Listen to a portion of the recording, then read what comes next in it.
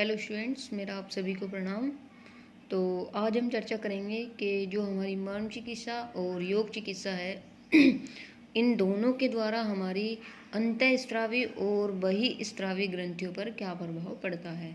तो हम जान लेते हैं कि हमारी अंतःस्रावी ग्रंथियाँ और बहिःस्रावी ग्रंथियाँ कौन कौन सी होती हैं और इनको क्या बोला जाता है। तो आप देख सकते हैं, आप जानते होंगे कि हमारा जो मनुष्य शरीर है, मनुष्य शरीर में दो प्रकार की ग्रंथियाँ पाई जाती हैं। पहली है अंतःस्रावी ग्रंथि जिसको बोलते हैं एंडोक्राइन ग्लैंड्स, और दूसरी है हमारी बहिःस्रावी ग्रंथियाँ जिसको बोलते हैं एक्सोक्राइन ग्लैंड्स। ठीक है, तो अब इन दोनों के बारे में हम देख लेते हैं कि ये दोनों ग्लैंड्स अपना कार्य क्या करती है हमारे शरीर में। तो वह ग्रंथियाँ जिनका हार्मोन्स बिना, तो जो ये हमारी अंतःस्रावी ग्रंथियाँ होती हैं वे हैं कि जो जो हार्मोन्स के बिना जो है किसी नलिका के सीधे रक्त में मिल जाती हैं, वह ग्रंथियाँ जिनका हार्मोन्स जो होता है वो बिना किसी नलिका के सीधे रक्त में मिल जाता है, वह जो है अंतःस्रावी ग्रंथियाँ कहलाती है। फिर है pituitary, thyroid, parathyroid, thymus, adrenaline, मुख्य जो है ये अंतःस्रावी ग्रंथियाँ होती हैं हमारी, जैसे कि पिट्यूटरी ग्लैंड्स होती हैं, थायराइड, पैराथायराइड, थाइमस, एड्रेनलिन आदि जो है ये सब हमारी अंतःस्रावी ग्रंथियों के अंतर्गत आती हैं। और जो हमारा अग्नाशय होता है, अंडाशय होता है, वर्षण, ये दोनों ये जो है हमारी अंतः और बहिःस्रावी दोनों ग्रंथियों के अंतर्गत आती हैं।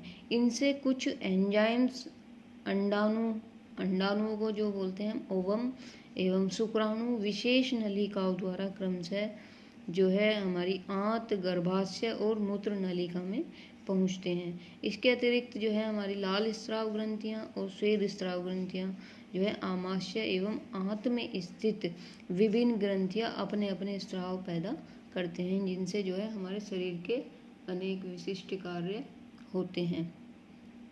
तो हम देखेंगे कि मर्म चिकित्सा एवं योगाभ्यास द्वारा इन ग्रंथियों के कार्यों को प्रभावित किया जा सकता है।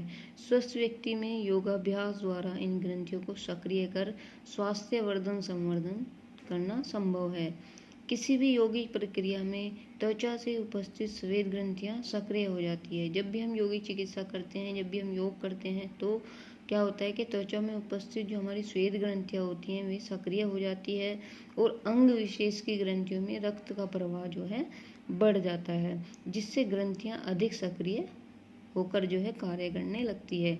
इस कारण शरीर की कार्य कुशलता बढ़ जाती है। अधिक पसीना आने से त्वचा में रक्त स्राव बढ़ जाता है और शरीर में उपस्थित जो भी हमारे विजातीय द्रव होते हैं, उत्सर्जी पदार्थ होते हैं, वो बाहर निकाल दिए जाते हैं। तो थायराइड, पिट्यूटरी, एड्रेनलिन का कार्य भी यौगिक क्रियाओं द्वारा प्रभावित होता है, जिससे शरीर के विभिन्न अंग भी प्रभावित होते हैं। तो यौगिक क्रियाओं का विभिन्न ग्रंथियों पर जो है निम्न प्रभाव पड़ता है।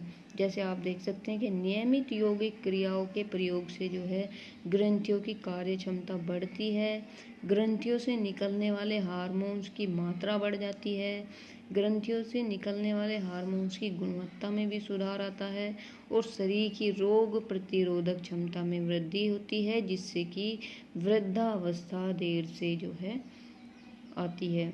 तो इसी तरह से जो है हमारे जो अंतःस्रावी ग्रंथि हैं उसके कुछ जो है हमारे रोग होते हैं कि जो अंतःस्रावी ग्रंथि के द्वारा हमारे शरीर में उत्पन्न होते हैं, जैसे कि थायराइड स्वेलिंग हो गई, ठीक है, और मधुमेह हो गया, इनफर्टिलिटी हो गई जैसे बंध्यत्व, और मस्तिष्क एवं शरीर की जन्मजात विकृतियाँ आदि ये जो है हमारे अंतःस्रावी ग्रंथि से संबंधित रोग होते हैं। अब इन ग्रंथि जो ये रोग होते हैं, इनमें जो हमारे योगासन है वो किस तरह से सहायक सिद्ध होते हैं वो हम देखते हैं। कि सबसे पहले जो है हम अंतःस्रावी ग्रंथियों के जो रोग होते हैं इनमें सहायता देने के लिए जो है हम आसन करते हैं। तो आसन हमें कौन कौन से करने चाहिए कि सिद्धासन, मत्स्येंद्रासन, योग मुद्रासन, शीर्षासन, मयूरासन, सर्वांगासन,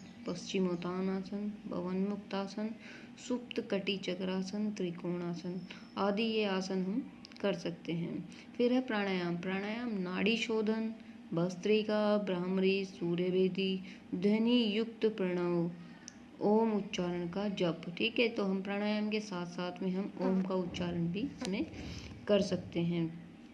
अब आते हैं हमारे बंद। तो बंद जो है हमारे मूल बंद, उड्डयन बंद और जालंधर बंद, इन तीनों बंदों को लगा करके क्या है हम अपने अंतःस्रावी ग्रंथियों को जो है सुधार कर सकते हैं। फिर है मुद्रा, जो है खेचरी मुद्रा, शांभवी मुद्रा, अश्विनी मुद्रा। इस तरह की मुद्राएं करके जो है हम इन सब रोगों में सहायता हमें मिल सकती है। फिर है क्रिया, जो हमारी षट क्रियाएं होती है, शुद्धिकरण की क्रिया होती है, जैसे कि जलनेति, सूत्रनेति, कुंजल, वस्ती और त्राटक। अब फिर आते हैं ध्यान। तो ध्यान अगर हमें करना चाहिए तो जो हमारा स्थपनी मर्म होता है, आज्ञा चक्र को ही स्थपनी मर्म बोला जाता है, तो उसी पर हमें जो है ध्यान केंद्रित करना चाहिए। अब करते हैं मर्म की चिकित्सा। ये तो थी हमारी योगासनों की चिकित्सा। मर्म में हम तल हृदय मर्म, क्षिप्र, अंश, मात्रका और सिर के मर्म पर चिकित्सा दे सकते हैं इन रोगों से छुटकारा पाने के लिए। ठीक है, तो अब हम देखते हैं कि जो हमारी विभिन्न जो ग्रंथि रोगों में यौगिक जो रोग होते हैं उनमें यौगिक चिकित्सा नहीं करनी चाहिए किन किन रोगों में। तो जैसे कि ग्रंथि रोगों की तीव्र अवस्था में, जब हम हमारे ग्लैंड से संबंधित कोई रोग होता है और वो तीव्र अवस्था में होता है तो हमें जो है यौगिक चिकित्सा नहीं करनी चाहिए। थायराइड ग्रंथि की अत्यधिक वृद्धि में, जब हमारी थायराइड ग्लैंड्स में वृद्धि हो जाती है, थायराइड जो होती है हमारी दो तरह की होती है, हाइपर और हाइपो। ठीक है, जब इन दोनों ग्रंथियों में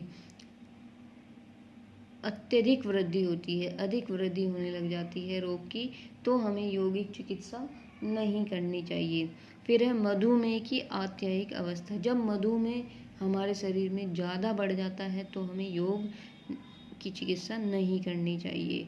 इसी तरह से जो ग्रंथि होती है, ग्रंथि रोग जन्य जन्मजात विकृतियों में, जब ये हमारी रोग की क्षमता जो है जन्मजात विकृतियों में आ जाती है तो हमें योग की चिकित्सा नहीं करनी चाहिए, क्योंकि अगर हम इन सब परिस्थितियों में योग की चिकित्सा हम करते हैं, योगासन करते हैं, तो वे फायदेमंद नहीं होंगे, लाभ नहीं होगा उनसे और हमें नुकसान हो सकता है। तो इसलिए हम कह सकते हैं कि योग चिकित्सा कुछ तरह से हमारे पास हमारे रोगों के लिए संभव है, लेकिन कुछ ही बीमारियों में जो है हमें इसका निषेध करना चाहिए।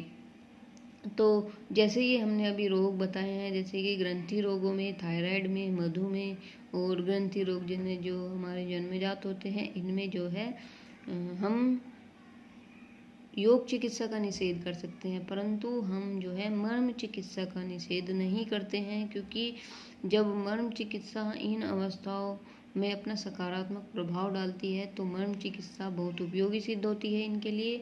तो इसीलिए जो है हमें अपने एंडोक्राइन और इन सब जो ग्लैंड्स में जो रोग होते हैं, इन सब के लिए हमें योगासन, योग अभ्यास और मर्म चिकित्सा को अपनाना चाहिए। अगर इससे संबंधित अंतःस्रावी ग्रंथि और बहिस्रावी ग्रंथि से संबंधित आपको कोई भी रोग होता है तो आप इन योगासनों का और मर्म चिकित्सा का सहारा ले सकते हैं।